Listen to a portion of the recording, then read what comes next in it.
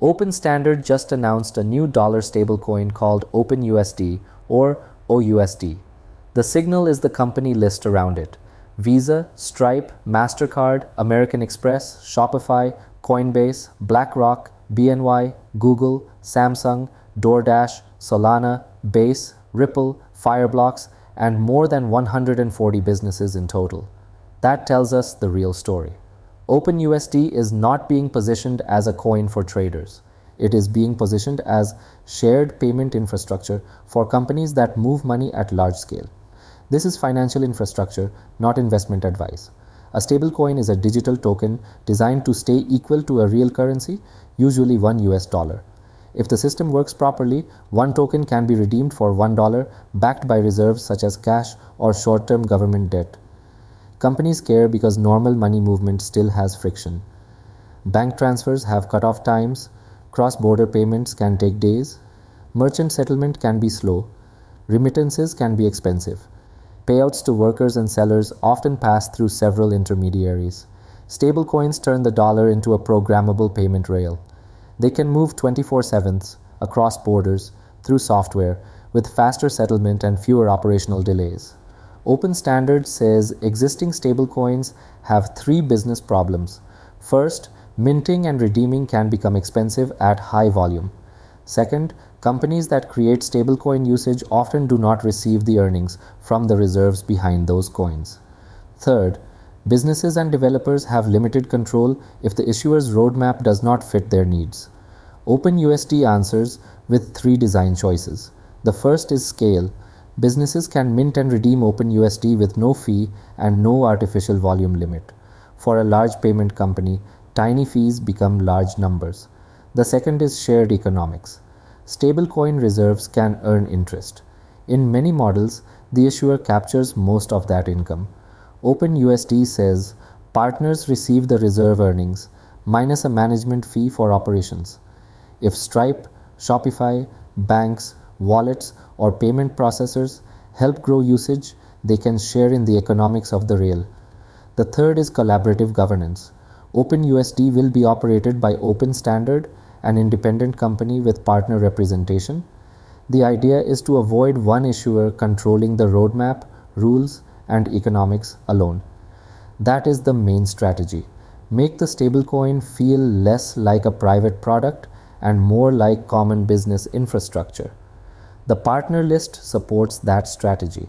Stablecoin adoption needs trust, distribution, technical rails, and real use cases. Banks and asset managers help with trust. Payment networks and processors help with distribution. Blockchains, wallets, and custody providers supply the technical layer. Marketplaces, remittance companies, and merchant platforms create transaction volume. Stripe's role is especially important.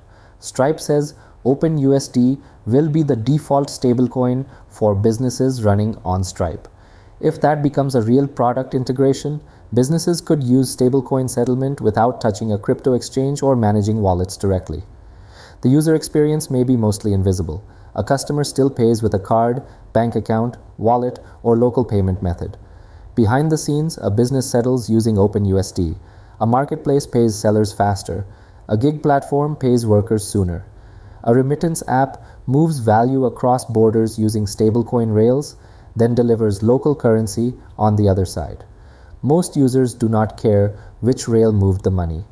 They care whether it arrived quickly, safely, and at a fair cost. A stablecoin is only as strong as its reserves, legal structure, redemption process, and operational controls. So watch 5 things. First, reserves. What backs OpenUSD, where it is held, how often reports are published, and who can redeem directly. Second, governance. Shared governance can build trust, but banks, payment companies, crypto networks, and merchants will not always want the same thing. Third, regulation. Stablecoins touch payments, banking, money transmission, sanctions, consumer protection, and monetary policy. Fourth, technical execution. Which chains will OpenUSD launch on? Native on multiple networks or bridged? How will fraud checks, refunds, accounting, and reconciliation work?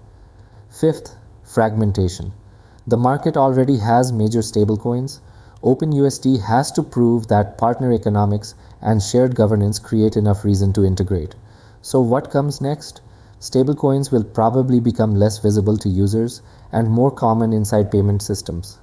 Software may choose between cards, ACH, wires, local payment methods, and stablecoins based on speed, cost, geography, risk, and compliance. For businesses, preparation starts with a payment map.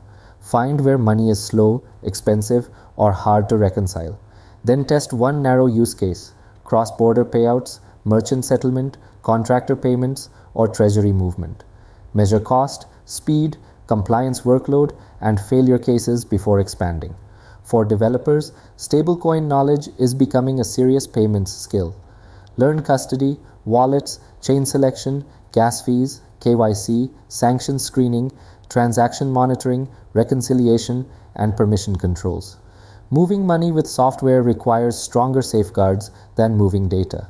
For regular users, the preparation is education. A stablecoin is not the same as a bank deposit. Check who issues it, what backs it, how redemption works, and what protections you have if something goes wrong. OpenUSD may succeed, struggle, or force existing stablecoin issuers to change their economics. But the direction is clear. Stablecoins are moving from crypto trading tools into business payment infrastructure. The simplest way to understand OpenUSD is this: it is an attempt to make the dollar easier for software, businesses, and global payment systems to move, while giving the companies that use it a role in the economics and governance.